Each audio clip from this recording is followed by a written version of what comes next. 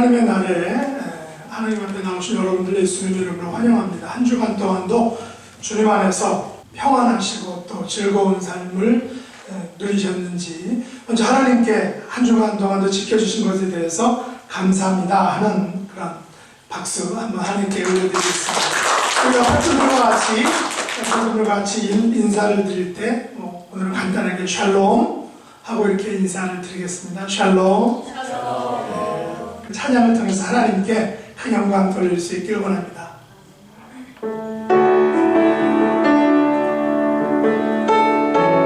이 찬양의 가사가 우리의 신앙 고백되기를 원합니다.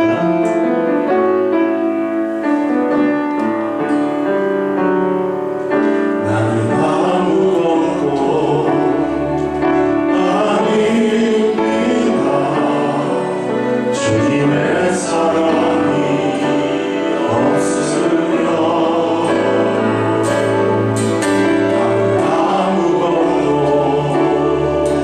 모릅니다. 주님의 지혜가 없으면 나는 아무것도 이제 내가 사는 건 아니요 그리스도의 안에 사시기에 그의 생명 나의 생명 나의 모든 알고 주예요. 나는 오직 바랍니다.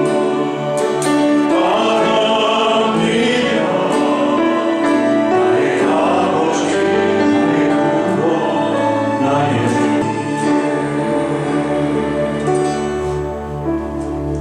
예수를 나의 구주 삼고 성령과 피로 썰어둔 나의 이 세상에서 내 영혼이 하늘의 영광 누리도다.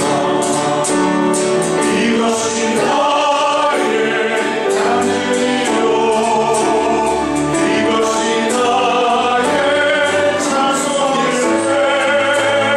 나 사는 동안 끊임없이 구주를 찬송하리로 온전히 주께.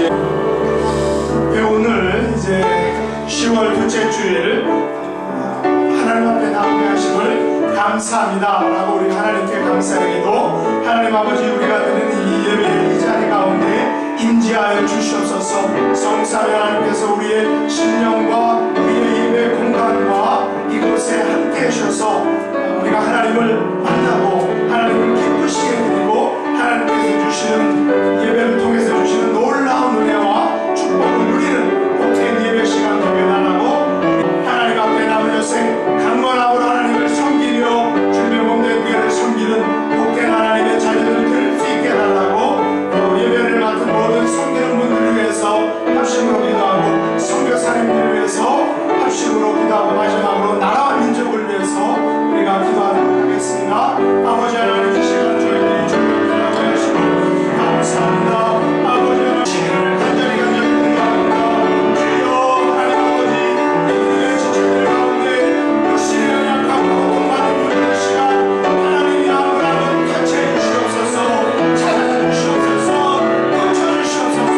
강건하게 하여 주시옵소서. 불러 주시옵소서. 예수님의 이름으로 간절히 기도드렸나이다.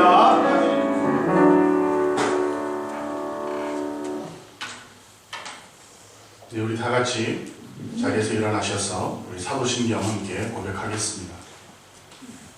전능하사 천지를 만드신 하나님 아버지를 내가 믿사오며 그 아들 우리 주 예수 그리스도를 믿사오니 몸이 다시 사는 것과 영원히 사는 것을 믿사오나이다. 아멘.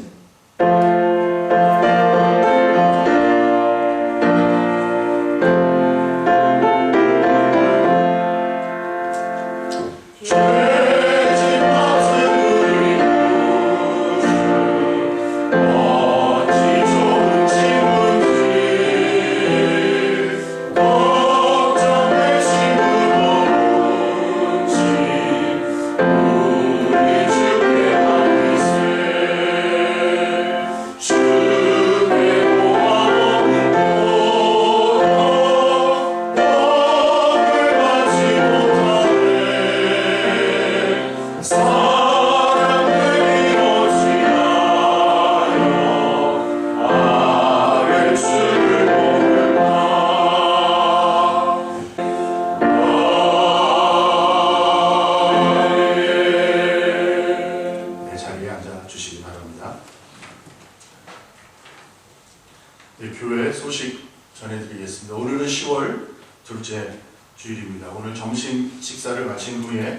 소그룹 모임과 성가대 연습이 있습니다. 기억해 주시기 바랍니다. 그리고 제1회 새생명 축제가 12월 10일 주일에 있습니다. 우리 초청할 태신자를 위해서 함께 기도해 주시기 바랍니다. 그리고 우리 연약한 우리 지금 병중에 있는 우리 성도님들 계십니다. 우리가 한 가지 제목을 가지고 끝까지 합심해서 기도하면 하나님께서 그들을 통하여서 하나님이 어떻게 역사하시는지 귀한 하나님의 능력을 우리에게 보여주실 줄로 믿습니다. 그 순간까지 우리 계속 합심해서 함께 기도해 주시기 바랍니다. 기도하겠습니다. 사랑의 하나님, 감사합니다. 저희가 하나님 앞에 찬양으로 고백한 것처럼 모든 것이 은혜입니다.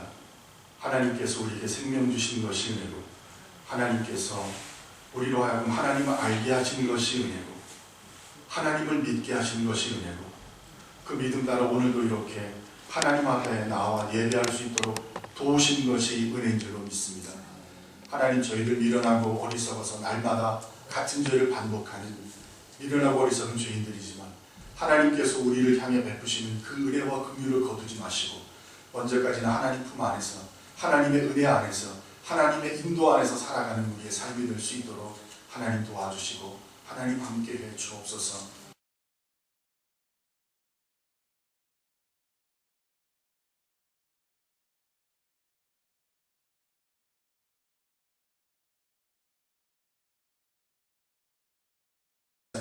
또한 하나님께서 귀한 은혜와 뜻을 가지시고 사역자들을 세워주셨사오니 하나님 그들의 삶을 하나님 앞에 온전히 드린 바대로 하나님께서 받아주시고 하나님께서 힘과 능력과 권능을 허락하여 주셔서 인간의 힘으로가 아니라 하나님의 주시는 권능을 힘입어 모든 일을 감당할 수 있도록 도와주시고 그 가운데 하나님께서 기뻐하시는 놀라운 역사들을 이루어낼 수 있도록 하나님 도와주옵소서.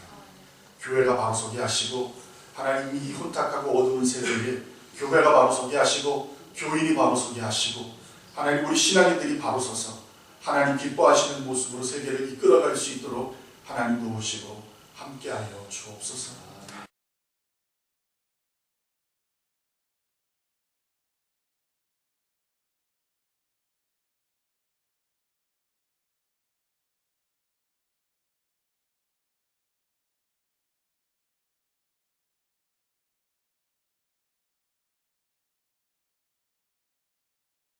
하늘의 문을 열어주시고 신령한 은혜를 베풀어 주시며 하나님 오늘 제단을 통하여 선포되는 말씀이 나의 마음속에 새겨져서 내가 힘들 때, 어려울 때, 낭망할 때, 쓰러지게 할 때마다 그 말씀이 내게 새 힘과 능력을 주시고 그 말씀을 의지하여 하나님 세상을 이기며 살아가는 우리의 삶이 될 수 있도록 하나님 도와주옵소서. 하나님께서 온전히 지키시고 함께 하시며 예배를 흠양하여 주실 줄 믿사옵고 모든 말씀을 예수님의 이름으로 감사하며 기도합니다. 아멘.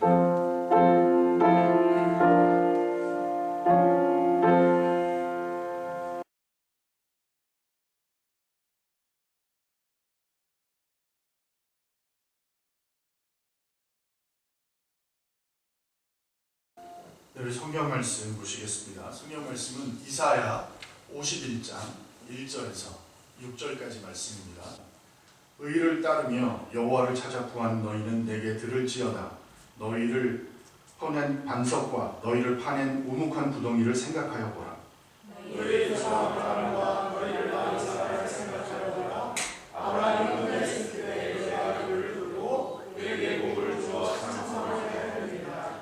나 여호와가 시온의 모든 황폐한 곳들을 위로하여 그 사막을 에덴 같게 그 광야를 여호와의 동산 같게 하였나니 그 가운데에 기뻐함과 즐거워함과 감사함과 창화하는 소리가 있으리라. 내 성령을 내게 주리라. 내 아들을 내게 기울이리라. 내 율법이 내게로부터 나갈 것이라. 내가 내 공의를 만민의 지적으로 세우리라. 내 공의가 가깝고 내 구원이 나갔은즉 내 팔이 만민을 심판하리니 섬들이 나를 앙망하여 내 팔에 의지하리라. 너희는 하늘로 눈을 들며 그 아래 땅을 살피라. 하늘이 영원히 사라지고 땅이 옷같이 내어지리라. 거기에 사는 자들이 하루살이 같이 죽으려니와 나의 구원은 영원히 있고 나의 공의는 헤어지지 아니하리라. 아멘.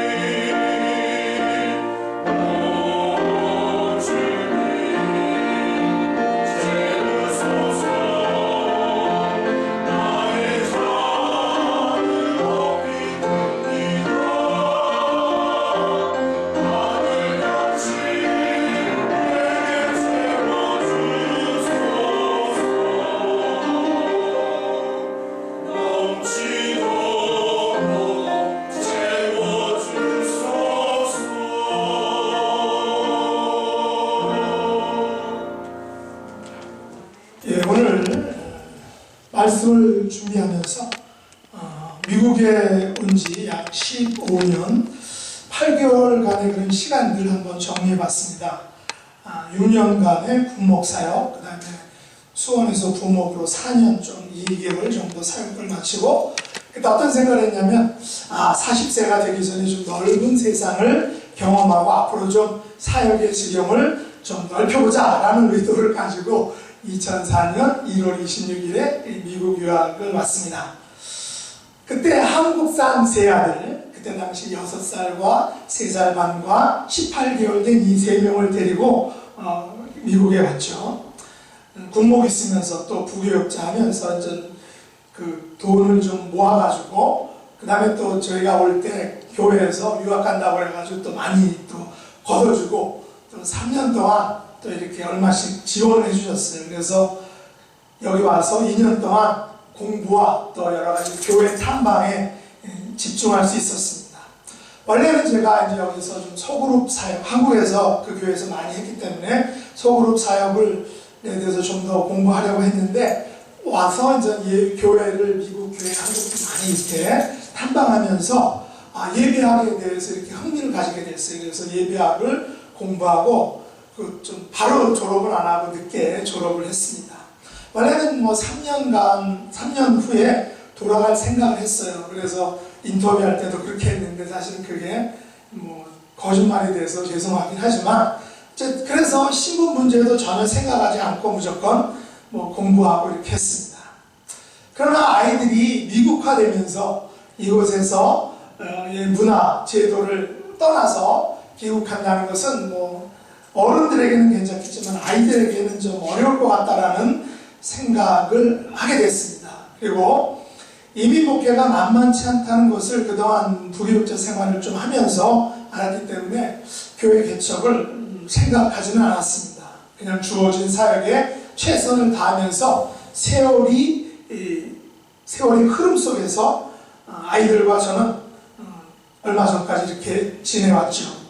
그러다가 지난해 2월 말부로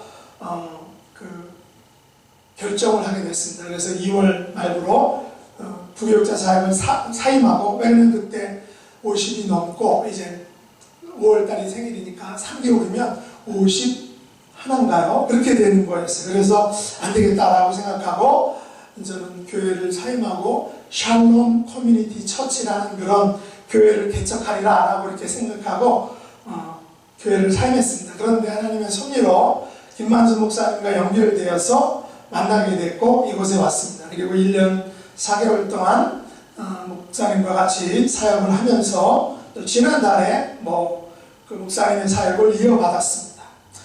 저는 이 15년간의 사역을 뒤돌아보면서 이런 생각을 했습니다. 과연 나는 15년 동안 무슨 생각을 하면서 살았는가?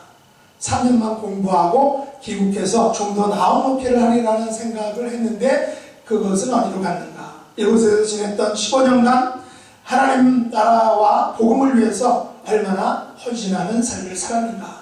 하루하루 주어진 삶에 떠밀려서 맡겨진 삶의 무게를 근근히 버티며 살지는 않았는가?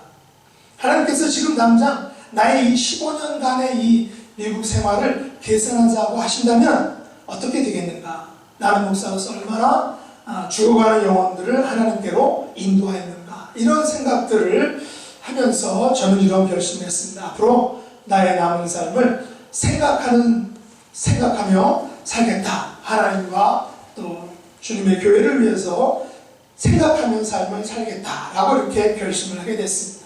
오늘 아침에 여러분과 같이 함께 나눌 말씀도 생각하여 보라 라는 말씀입니다. 오늘 본문 1절과 2절 다시 한번 읽어보도록 하겠습니다. 1절과 2절. 의를 따르며 여호와를 찾아 구하는 너희는 내게 들을지어다. 너희를 떠낸 반석과 너희를 파낸 우묵한 구덩이를 생각하여 보라. 너희의 조상 아브라함과 너희를 낳은 사라를 생각하여 보라. 아브라함이 혼자 있을 때 내가 그를 부르고 그에게 복을 주어 창성하게 하였느니라. 이사야 선지자는 이스라엘 회중을 향해서 뭐라고 말하고 있습니까? 생각하여 보라 라고 이렇게 두 번을 말하는데 권면이고 또 명령입니다. 두 번이나 명령하고 있죠. 강조하는 명령입니다. 생각해보라 라는 그 히브리어의 개념은 근본적인 뿌리를 스캔하라는 것입니다. 다시 말해서 기쁨이나 자비나 관심을 가지고 뿌리까지 보기 위해서 암암리에 열심히 보는 것, 아주 철저하게 보는 것, 그것이 생각하는 것입니다. 그런 의미에서 오늘을 사는 기독교인들에게 이 생각하여 보라 라는 이 오늘 말씀은, 이 명령은 어떻게 보면 중요한 그런 말씀이라고 생각합니다. 어떤 분들은 기독교의 메시지가 그냥 예수천당, 불신지옥이라고 이렇게 말하죠. 이것도 사실입니다. 그러나 이것은 불신자들에게 있어서 그들을 전도하기 위한 전도의 메시지, 복음 전파의 메시지입니다. 우리는 불신자들 향해서 계속해서 예수천당, 불신지옥이라는 이 전도의 메시지를 전해야 될 것입니다. 세례 요한도 그런 유대광야에서 이런 메시지를 전파했죠. 회개하라, 천국이 가까웠느니라. 그러나 오늘 본문에서 하나님께서 이 이사야를 통해서 주신 이 생각하여 보라 라는 이 메시지는 분명 전도의 메시지 성격은 아닙니다. 이것은 회복을 위한 권고의 메시지, 또 미래에 대한 소망을 바라보라는 그런 메시지일 것입니다. 다른 말로 하면 회복과 부흥을 위한 권면의 메시지, 또 소망의 메시지, 비전에 대한 메시지인 것 같습니다. 하지만 이것이 어떤 종류의 메시지인지를 보다 잘 알려면 이 메시지를 누구에게 생각하여 보라 라고 했는지를 우리가 살펴봐야 되겠죠. 과연 이사야는 누구를 향하여 생각하여 보라 라는 그런 명령을 했느냐는 것입니다. 1절 상반절에 보시면 의를 따르는 사람들입니다. 그리고 여호와를 찾아 구하는 사람들입니다. 여기서 그러면 의는 어떤 것이겠습니까? 구약에서 의는 하나님의 절대적인 자질, 다시 말해서 의로우신 하나님을 구약에서는 의다라고 이렇게 말합니다. 그래서 하나님 자체가 의죠. 의로우신 하나님입니다. 또한 구약에 의는 하나님의 법에 나타난 도덕적이고 윤리적인 규범을 지키는 것을 구약에서는 의다라고 이렇게 말하죠. 신명기 6장 25절에 이렇게 말합니다. 우리가 그 명령하신 대로 이 모든 명령을 우리 하나님 앞에서 삼가 지키면 그것이 곧 우리의 의로움이니라 할지니라. 하나님의 명령을 하나님 앞에서 잘 지키는 것이 우리의 의로움이 된다는 것이죠. 그래서 구약에서의 의는 약간 좀 추상적인 특성이나 죄 없음이 아니라 다른 사람들에 대한 의무와 일치를 이룬 어떤 행동을 의다라고 이렇게 말하죠. 그래서 구약의 개인들은 이 의를 이루어야 한다는 것을 하나님으로부터, 말씀으로부터 요청받게 됩니다. 그러나 신약에는 조금 약간 다른 의입니다. 전가된 의입니다. 전가된 의라는 것은 그리스도에 대한 믿음을 하나님께서 의롭게 보신다는 것입니다. 하나님께서는 의로운 도덕적인 기준들을 세우셨고 심판의 행위 속에서 하나님께서는 그 의를 나타내시고 구속의 행위 속에서도 하나님은 의를 나타내셨습니다. 그런데 오늘 본문에서 말하는 의는 하나님의 말씀과 약속이라는 그런 의미를 가지고 있습니다. 이것을 그래서 연결해 본다면 하나님의 말씀과 약속을 따르는 사람들은 생각해 보라. 여호와를 찾자 구하는 사람들은 생각해 보라 라고 이렇게 말하는 것입니다. 그런 의미에서 의와 여호와는 같은 개념입니다. 의를 따른다는 것은 하나님의 말씀과 약속을 따른다는 것이죠. 의를 따른다는 것은 여호와를 찾아 구하는 것이 바로 의를 따르는 삶입니다. 그러면 이사야는 그들에게 무엇을 생각하라고 했느냐는 것입니다. 여기 보면 두 가지를 생각하라고 말하는데, 첫째는 1절 중반절에서 너희를 떠낸 반석과 너희를 파낸 우묵한 구덩이를 생각하여 보라. 두 번째는 2절 상반절에 너희의 조상 아브라함과 너희를 낳은 사라를 생각해 보라 라고 이렇게 명령합니다. 여기서 너희를 떠낸 반석, 파낸 우묵한 구덩이가 무엇일까요? 이 둘은 석수장이가 이제 돌을 떠내서 생겨난 움푹 패인 자리를 우리는 그것을 말할 때 이런 그 말을 우리가 잘 사용하죠. 이 돌을 다듬어서 집을 짓거나 작품을 만들려면 그 돌을 산에서 떼어내야 됩니다. 캐내야 되죠. 파내야 합니다. 그런데 그 돌을 파낸 채석장이나 그 구덩이를 보면 그 모습이 어떻습니까? 좀 볼품이었고 또 흉측해 보입니다. 그런데 거기서 떠낸 돌을 석공이 다듬으면 어떤 것이 됩니까? 최고의 건축 재료가 되고 조각가가 그것을 손을 대면 대단한 가치를 지닌 작품이 되는 것입니다. 그런 의미에서 하나님은 최고의 예술가라고 할 수 있습니다. 하나님께서는 별 볼 일 없는 이스라엘을 떠내서 선민으로 만들어 주셨죠. 하나님께서는 볼품없는 거친 돌인 이스라엘을 파내서 위대한 민족으로 만들어 주셨습니다. 이것을 생각해 보라는 것입니다. 그래서 저는 본문에서 말한 이 생각하여 보라라는 말을 그 네 가지 의미로 좀 확장해서 생각해 보았습니다. 첫째, 여기서 떠낸 반석과 판에 놓은 구덩이를 생각해 보라는 것은 아브라함의 소명, 장명과 연관해서 생각해 보라는 것입니다. 하나님께서 아브라함에게 이렇게 말씀하셨죠. 너는 너의 고향과 친척과 아비집을 떠나서 내가 네게 보여줄 땅으로 가라. 내가 너로 큰 민족을 이루고 내게 복을 주어 내 이름을 창대케 하리니 너는 복이 될지니라 라고 이렇게 말씀을 하셨습니다. 하나님께서는 이렇게 아브라함을 갈대아 우르에서 떠내셨습니다. 부름을 받을 당시 아브라함은 내려올 만한 별로 좋은 이력서가 없었습니다. 그는 그때 당시 75세의 노인이었고 게다가 자식이 없는 초라한 모습의 노인이었습니다. 더구나 그가 부름을 받은 가나안 땅, 그가 살고 있는 땅은 물이 부족한 곳이었습니다. 반면에 유브라데스 강변의 하란이라는 곳은 비교가 되지 않을 만큼 그것은 물이 많은 곳이었다는 것이죠. 그 하란에 비하면 가나안 땅, 약속의 땅이라고 가라고 했더니 가나안 땅은 열악한 환경의 땅이었다는 것입니다. 그런 의미에서 보다 나은 곳으로의 이주가 아니라 어쩌면 살기 어려운 삭막한 땅으로의 역이민이 바로 하나님께서 말씀해 주신 약속의 땅 가나안이었습니다. 그럼에도 불구하고 아브라함이 하나님의 부름에 순종한 것은 다름 아닌 하나님에 대한 그런 신뢰 때문이었다는 것입니다. 그래서 히브리서 11장 8절로 12절에서는 히브리서 기자가 아브라함의 형편에 대해서 이렇게 말하고 있습니다. 같이 한번 읽어볼까요? 히브리서 11장 8절로 12절 말씀. 믿음으로 아브라함은 부르심을 받았을 때 순종하여 장래의 유업으로 받을 땅에 나아갈새 갈 바를 알지 못하고 나아갔으며 믿음으로 그가 이방의 땅에 있는 것 같이 약속의 땅에 거류하며 동일한 약속을 유업으로 받게 이삭과 야곱과 더불어 장막에 거하였으니 이는 그가 하나님이 계획하시고 지으실 터가 있는 성을 바랐습니다. 믿음으로 사라 자신도 나이가 많아 단상하였으나 잉태할 수 있는 힘을 얻었으니 이는 약속하신 이를 미쁘신 줄 알았습니다. 마지막 절. 이러므로 죽은 자와 같은 한 사람으로 말미암아 하늘의 허다한 별과 또 해변의 무수한 모래와 같이 많은 후손이 생육하였느니라. 이렇게 말하고 있죠. 아브라함이 부르심을 받았을 때에 믿음으로 순종했다는 것이죠. 사라 자신도 나이 많아서 아이를 낳을 수 없었지만 믿음으로 잉태할 수 있는 힘을 얻었다라고 이렇게 말합니다.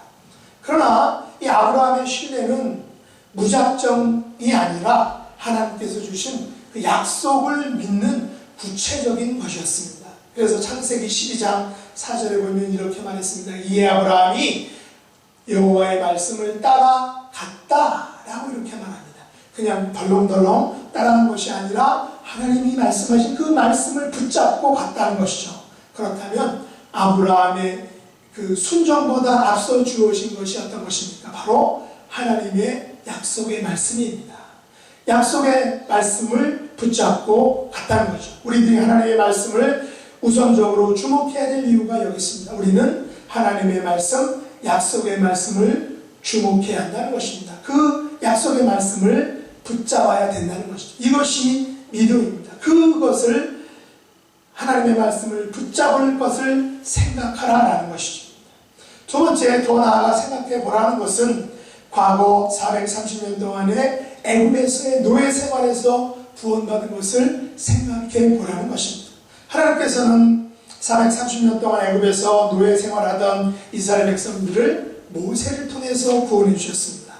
이스라엘 자손이 가나안을 떠나 애굽에 들어갈 때 몇 명이었습니까? 고작 70명이었습니다. 그러나 430년이 지난 후에 그 이스라엘 민족은 기하급수적으로 늘어났습니다. 남자만 50만 명 이상이고 전체적으로 말하면 200만 명이나 되는 큰 민족을 이루었습니다. 그러자 애굽의 바로는 이스라엘 백성들의 수가 이렇게 늘어난 것에 대해서 위협을 느끼고 새로 태어나는 모든 남자아이들을 죽이라라고 이렇게 명령을 했습니다. 이스라엘 백성들은 이런 압제와 핍박 속에서 견디다 못해 하나님께 부르짖기 시작했습니다. 그런데 하나님께서 이스라엘을 애굽의 압제에서 구원하신 것은 창세기에 나오는 그 아브라함과의 언약에 기초한 것이었습니다. 하나님은 아브라함과 맺은 그런 언약 때문에 자기 백성이 부르짖는 그 소리에 귀를 기울이지 않을 수가 없었다는 것이죠. 성경에서 구원을 이야기할 때 언급하는 예가 바로 이 출애굽 사건입니다. 오늘날도 이 사건은 저와 여러분을 구원해 주신 그 구원의 대표적인 모델 케이스다라는 것입니다. 우리는 출애굽 사건을 통해서 우리의 구원의 사건에 대한 확신을 가지고 그 샘플을 가지고 그것을 기록하는 것입니다. 성경에 그래서 이 출애굽 사건을 계속 리마인드하면서 성경의 모든 곳에서 출애굽 사건의 그 구원 사건이 오늘날 모든 성경에 나오는 시대의 사람들, 오늘날 저와 여러분 사람들에게 그대로 적용되는 구원의 사건이라고 말하는 것입니다. 그 사건을 생각해 보라는 것이죠. 세 번째는 더 나아가서 생각해 보라는 것은 장차 지금 이 기록은 이사야 시대니까 장차 70년 동안의 바벨론 생활에서의 그 포로 생활에서의 구원을 생각하라는 것입니다. 애굽에서의 430년의 종살이를 경험한 이스라엘은 또다시 70년이라는 비교적 짧은 포로 생활을 경험하게 됩니다. 그들이 이 70년의 포로 생활을 해야 했던 이유가 어떤 것입니까? 하나님의 법과 도를 저버리고 우상을 섬겼기 때문입니다. 바벨론에 의해서 예루살렘 성이 파괴되고 전쟁과 기근과 전염병으로 죽고 살아남은 모든 자는 포로로 바벨론으로 끌려가는 절망적인 상황입니다. 그러나 여기서 끝나지 않았습니다. 하나님께서는 이 같은 절망 속에서 희망의 메시지, 소망의 메시지를 전해주셨습니다. 그것이 뭡니까? 포로 귀환의 메시지였습니다. 다시금 너희들이 본토 친척으로 돌아간다. 너희들이 고향으로 돌아간다는 그런 구원의 메시지였습니다. 하나님께서는 당신의 백성을 바벨론에서 이끌어내시기 전에 내가 너와 함께하니 두려워 말라라고 계속해서 반복해서 말씀해 주셨습니다. 이사야서 41장 10절 한번 보십시오. 거기 보면 같이 읽어볼까요? 두려워 말라 내가 너와 함께함이니라 놀라지 말라 나는 네 하나님이 되리라 내가 너를 굳세게 하리라 참으로 너를 도와주리라 참으로 나의 의로운 손으로 너를 붙들리라 라고 약속해 주셨죠. 43장 1절로 3절에도 똑같이 그런 약속을 해주셨습니다. 같이 한번 보시죠. 너는 두려워 말라 내가 너를 구속하였고 내가 너를 지명하여 불렀나니 너는 내 것이라 내가 물 가운데로 지날 때 내가 함께할 것이라 강을 건널 때 물이 너를 침몰치 못할 것이며 내가 불 가운데로 행할 때 타지도 아니할 것이요 불꽃이 너를 사르지도 못하리니 대전하 여호와는 내 하나님이요 이스라엘의 거룩한 자여 내 구원자임이니라 라고 약속해 주셨습니다. 하나님께서는 이 70년간의 포로 생활 속에서 이스라엘 백성들에게 그들이 가진 하나님의 백성됨의 정체성을 계속해서 말씀을 통해서 상기시켜 주셨습니다. 너는 두려워하지 말라 내가 너를 구속하였고 내가 너를 지명하여 불렀나니 너는 내 것이라 대전하 여호와는 내 하나님이여 이스라엘의 거룩한 자여 내 구원자다라고 계속해서 세뇌시켜 주셨습니다. 반복해 주셨고 약속해 주셨습니다. 하나님께서 이 같은 구원의 메시지를 선포하는 것을 바로 생각해 보라라는 것입니다. 오늘 우리에게도 마찬가지로 우리가 살고 있는 이 세상은 온통 두려움과 놀램과 또 질병과 전쟁과 사건, 사고로 얼룩져 있습니다. 그래서 우리에게는 우리가 두려워할 때 나와 함께 해줄 분이 필요합니다. 우리가 몹시 놀라 어쩔 줄을 몰라 할 때 나를 안정시켜줄 분이 필요합니다. 우리가 힘들어 지쳐있을 때 나를 도와주고 굳세게 해줄 분이 필요합니다. 우리가 세상의 성난물 가운데로 지날 때 나와 함께 해줄 분이 필요하다는 것입니다.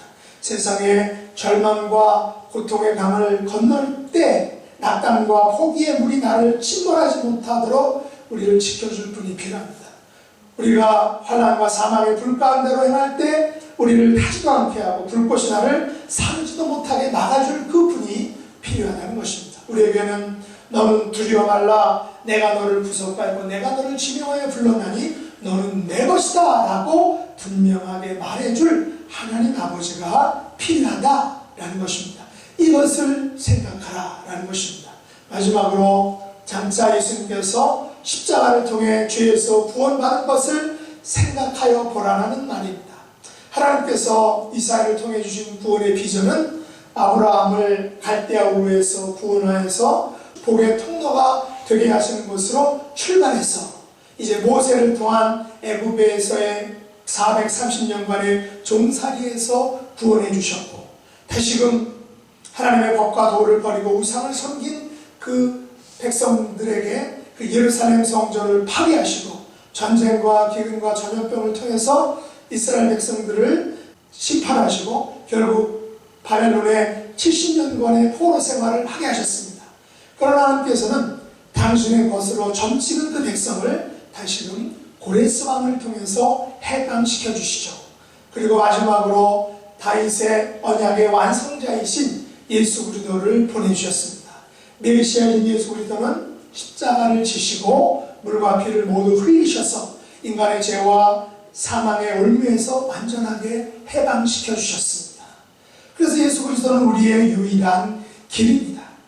하나님은 우리에게 예수 그리스도의 구원받을 만한 다른 이름을 결코 주시지 않으셨습니다. 철학과 종교와 과학과 문화와 그 무엇도 우리를 이 죄와 상함으로부터 구원할 수는 없습니다. 오직 그리스도를 부정하는 다른 종교들은 잘못된 사상이죠. 하나님과 사람 사이의 유일한 중보자는 오직 예수님 뿐이다라는 것입니다. 예수 그리스도로 말미암은 하나님의 구원은 십자가와 부활을 통해서 완성되었습니다. 모든 사람은 죄를 범해서 하나님의 영광에 이르지 못했고 우리의 마음이 어두워서 어리석게 되어서 하나님께 감사와 영광을 돌리지 않고 도리어 하나님의 영광을 썩어질 것으로 대체했다라고 했습니다. 그래서 예수님께서는 이런 우리들을 긍휼히 여겨주시고 이 땅에 인간의 몸을 입으시고 이 땅에 오셨습니다. 하지만 하나님께서 우리가 죄인 되었을 때 우리를 사랑하셔서 그 예수님을 화목제물로 우리에게 내어주셨습니다. 예수님께서는 하늘의 영광된 보좌를 비우시고 이 땅에 오셔서 십자가에 죽기까지 하나님의 뜻에 순종하셨습니다. 예수 그리스도는 십자가에서 구원 사역을 다 이루시고 3일 만에 부활하시고 또 부활의 첫 열매가 되셨죠. 예수님께서는 십자가에서 우리의 모든 죄를 사하셨고 부활을 통해서 의롭게 하셨습니다. 이것을 우리는 십자가의 복음, 부활의 복음이다라고 말합니다. 그래서 예수 그리스도의 십자가와 부활의 복음을 전하고 믿을 때 우리의 영혼이 살아나게 됩니다. 우리의 교회가 영적인 생명력을 회복하게 됩니다. 그래서 본문에서 이 떠낸 반석과 파낸 우묵한 구덩이를 생각하여 보라. 아브라함과 사라를 생각하여 보라. 아브라함이 혼자 있을 때 그를 부르고 그에게 복을 찬송케 한 것을 생각하여 보라 라는 것은 결국 이 예수 그리스도께서 십자가를 통해서 이루신 그 구원의 사역을 통해서 최종적으로 완성되었다라는 것을 우리가 알고 있고 믿고 있습니다. 저는 오늘 이 말씀에서 떠낸 반석과 파낸 우묵한 구덩이는 바로 이 아브라함과 사라를 의미한다라고 생각합니다. 아니, 오늘날 저와 여러분을 의미하는 것일 수도 있습니다. 그러면 아브라함과 사라가 무엇을 생각하라는 것입니까? 왜 하나님께서 아브라함과 사라를 생각해보라고 말씀하시는 것입니까? 2절 하반절에 보면 아브라함이 혼자 있을 때 하나님께서 그를 부르시고 그에게 복을 주어 장성하게 한 것을 생각하라고 말합니다. 이것을 좀 더 구체적으로 말하면 아브라함과 사라는 90세까지 자식이 없었습니다. 정확하게 말해서 이삭이란 약속의 자손이 없었습니다. 약속의 자손을 기다리는 마음이 너무나도 간절했기에 그들은 인간적인 방법을 통해서 사갈에게 이스라엘을 얻었습니다. 그러나 이스마엘은 약속의 자손이 결코 아니었습니다. 하나님이 말씀하신 약속의 자손은 이삭이었던 것이죠. 그리고 아브라함과 사라는 달랑 2명이었습니다. 그러나 그들을 통해서 하늘의 별과 같이 바다의 모래와 같이 창성하게 될 것을 라는 그런 축복을 받았다는 것입니다. 그렇다면 하나님의 말씀과 약속에 따르며 여호와를 찾아 구하는 자들이 반드시 들어야 할 것, 꼭 기억해야 할 명령이 어떤 것입니까? 그것은 하나님의 말씀은 반드시 이루어진다는 것입니다. 하나님의 약속은 꼭 반드시 성취된다는 사실입니다. 이것을 명심하라, 이것을 기억하라, 이것을 생각하라 라는 것이 지금 이사야가 이스라엘 백성들에게 아브라함과 사라를 생각하라는 말의 의미입니다. 천사가 아브라함 가정을 방문했을 때 천사는 아브라함에게 무슨 말을 했습니까? 내년 이맘때 사라가 아이를 낳을 것이라고 말했습니다. 이 말을 들은 사라는 웃었지요. 너무나도 허황되고 황당한 말이라고 생각했던 것입니다. 내가 이 나이에 남부끄럽게 이 나이에 아이를 갖다니 라고 사라는 생각했습니다. 아마도 아브라함도 동일한 생각을 했을 것입니다. 그래서 이들은 하갈을 취해서 이스마엘을 낳았던 것이죠. 그러나 분명한 사실은 하나님의 이 의의 말씀과 약속을 따르며 하나님을 찾아 구하는 경건한 하나님의 백성들은 하나님께서 약속한 말씀은 반드시 이루어진다는 사실을 기억해야 한다는 것입니다. 생각해야 한다는 것입니다. 믿어야 한다는 것입니다. 그래서 이 아브라함과 사라를 생각하라는 것은 그들에게 주신 하나님의 말씀이 이루어졌다는 사실을 너희는 생각하라는 것입니다. 하나님께서는 혼자 있던 아브라함을 불러서 약속하셨습니다. 어떤 것을 약속했죠? 너를 통해서 하늘의 별과 같이 바다의 모래와 같이 많은 자손들이 생겨나게 할 것이다. 내가 복의 근원이 되고 축복의 통로가 된다라는 그런 약속의 말씀이었습니다. 하나님께서는 당신이 하신 그 말씀, 당신의 말씀으로 행하신 그 약속은 반드시 이루어 주신다, 반드시 성취시켜 주신다 라는 것입니다. 그것을 생각하라는 것입니다. 특별히 이사야 선지자는 하나님의 구원과 하나님의 공의는 반드시 이루어진다라고 말하고 있습니다. 거기 한번 보실까요? 6절과 8절 말씀 같이 한번 읽어보겠습니다. 너희는 하늘로 눈을 들어 그 아래의 땅을 살피나 하늘이 영예같이 사라지고 땅이 그것같이 헤어지며 거기서 사는 나는 하루같이 죽으려니와 나는 구원은 영원히 있고 나의 공의는 헤어지지 아니하리라. 의의 아들들아 마음에는 율법이 있는 자, 너희는 내게 듣고 그들의 비방을 두려워하지 말라. 그들의 비방에 놀라지 말라. 옷같이 좀이 그들을 먹을 것이며 양털같이 벌레가 그들을 먹을 것이나 나의 공의는 영원히 있겠고 나의 구원은 세세에 미치리라. 이사야는 하나님의 말씀을 따르며 여호와를 찾아 구하는 자에게 뭐라고 말하는 겁니까? 하늘로 눈을 돌리라. 하늘을 향해서 눈을 라고 말하고 있습니다. 그리고 그 아래 땅을 살피라 라고 이렇게 말하고 있죠. 하나님의 의의 말씀을 따르며 여호와를 찾아 구하는 자들은 먼저 이 세상의 잔혹한 현실이 아닌 하늘로 눈을 들라는 것입니다. 하늘로 눈을 둔다는 것은 하나님의 생각과 하나님의 계획과 하나님의 말씀에 우선적으로 귀를 기울이라는 것입니다. 그리고 하늘의 생각, 하늘의 말씀, 하나님의 약속의 말씀을 가지고 땅 아래를 살피라고 이렇게 말합니다. 그러면 우리는 하늘 아래 땅을 살필 때 무엇을 어떻게 살펴야 할까요? 6절 말씀을 다시 보시면 이렇게 말합니다. 하늘이 연기같이 사라지고 땅이 옷같이 헤어지며 거기에 사는 사람들이 하루살이 같이 죽으려니와 나의 구원은 영원히 있고 나의 공의는 폐하여지지 아니하리라. 8절을 다시 보시면 옷같이 좀이 그들을 먹을 것이며 양털같이 좀벌레가 그들을 먹을 것이나 나의 공의는 영원히 있겠고 나의 구원은 세세 미치리라. 의를 따르며 여호와를 찾는 자들이 반드시 살펴야 할 것은, 꼭 생각해야 할 것은 하늘은 연기같이 사라진다는 것입니다. 땅이 옷같이 헤어진다는 것입니다. 거기에 사는 자들이 하루의 살이같이 죽게 된다는 사실입니다. 그러나 여호와의 구원은 영원히 있고 여호와의 공의는 폐하여지지 않는다라는 것을 살피라, 생각하라, 믿으라 라고 이렇게 말씀하고 있습니다. 7절에 보시면 의를 따르며 여호와를 찾아 구하는 자들을 어떻게 소개하고 있죠? 이들은 의를 아는 자들이다 라고 소개합니다. 이들은 마음에 내 율법이 있는 백성들이다 라고 이렇게 소개합니다. 의를 알고 마음에 하나님의 율법이 있는 이 백성들, 이들이 반드시 알아야 될 것이 무엇입니까? 6절 하반절과 8절 하반절 두 번 강조한 것입니다. 그것은 하나님의 공의는 영원히 있겠고 하나님의 구원은 세세에 미치리라 라는 것을 반드시 기억하고 생각하고 있으라는 것입니다.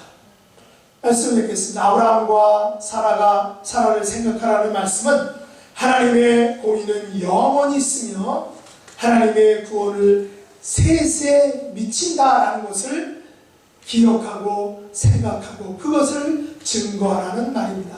아브라함과 사라는 혼자 있을 때 하나님께서 그들에게 공의와 구원을 베푸심으로 하늘의 별과 같이 바다의 모래같이 창성하게 되는 복을 받았다라는 것을 우리에게 생각하라, 믿으라, 기억하라라고 말씀하고 있습니다.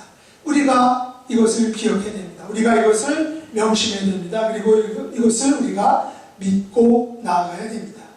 우리에게 이 같은 약속의 말씀과 증거가 있기 때문에 우리는 세상의 비방을 두려워하지 않게 됩니다. 세상의 비방에 놀라지 않습니다. 왜 그렇습니까? 의를 따르고 여호와를 찾아 구하는 자들은 하나님의 구원은 영원히 있고 하나님의 공의는 절대로 폐하여지지 않는다는 확신과 믿음을 가지고 이 땅을 살아가기 때문입니다. 우리는 이것을 생각해보는 삶을 살아야 됩니다. 우리가 세상으로부터 받는 비방에 대해 두려워하거나 놀라지 않는 것은 아브라함과 사라가 하나님의 공의와 구원의 축복을 받았음을 우리의 두 눈으로 똑똑히 보았기 때문입니다. 이스라엘 선지자는 마음의 율법이 있는 자들에게 하나님께서 친히 위로하는 자가 되어주신다라고 말씀하십니다. 12절 상반절에 보시면 이렇게 말씀하십니다. 이르시되 너희를 위로하는 자는 나 곧 나이니라 라고 말씀하십니다. 이보다 더 분명한, 더 확실한, 더 명확한 해답이 어디에 있겠습니까? 하나님께서는 저와 여러분의 진정한 위로자다라는 것입니다. 이것을 기억하고 이것을 생각하고 이것을 믿고 나가는 것, 이것이 우리의 믿음이고 이것을 믿고 나갈 때 우리는 승리할 수 있는 것입니다. 이것을 생각하고 기억하고 믿고 나가심으로 승리하는 저와 여러분이 될 수 있기를 예수님의 이름으로 축복합니다. 결단 찬양 한번 찬양드리겠습니다. 249장.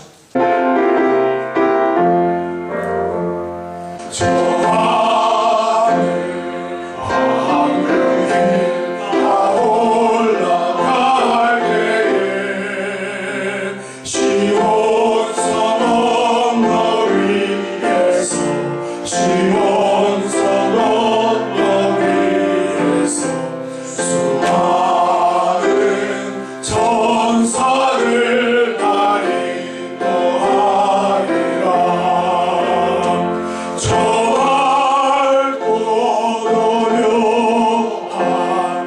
지은 성향하여 가세 내 주의 찬란한 성에 찬송하며 올라가세.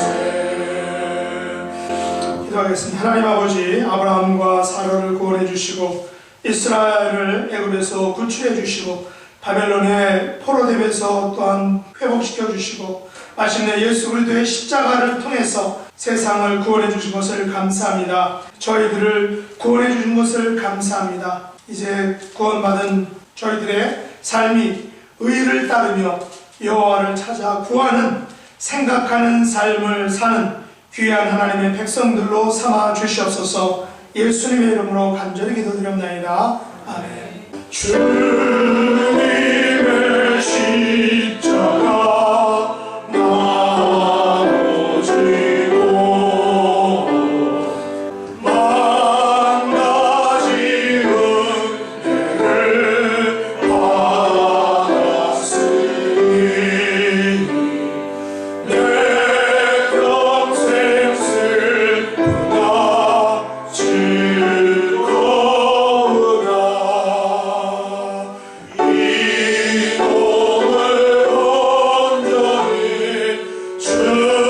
주님께 바쳐서 주님만 위하여 늘 살겠네. 아멘. 하나님 아버지, 저희들 예배의 자리로 불러주심을 감사합니다. 지난 한 주간 동안도 모든 위협으로부터 저희들을 지켜주시고 보호해주신 것을 감사합니다. 한 주간의 감사와 찬양과 간구를 가지고 하나님 앞에 나왔습니다. 저희들의 예배와 헌신과 섬김과 예물을 받아주시기를 원합니다. 이 시간 주님께서 주신 물질 중에 열의 하나를 구별해 드립니다. 감사의 내용을 달아드립니다.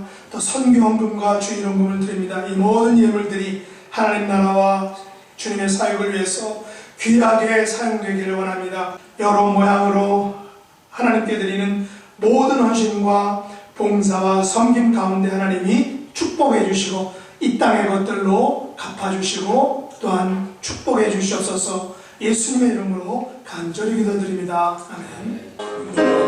산이 거친 들이 소원이나 궁궐이나 내 주 예수 오신 곳이 그원이나 하늘나라 할렐루야 찬양하세 내 모든 죄 사함받고 주 예수와 동행하리 그원이나 하늘나라. 이제는 십자가의 사랑을 보여주신 우리 주 예수 그리스도의 은혜와 하나님 아버지의 변함없는 사랑과 성령 하나님의 위로 교통하심이 의를 따르며 여호와를 찾아 구하는 삶을 살기로 다짐하고 죄와 사망에서 꺼내주신 주님의 은혜를 생각하며 살기로 작정하는 하나님의 자녀들과 그들의 자녀 후손들 위해 지금부터 영원 무궁토록 함께 있을지어다. 아멘.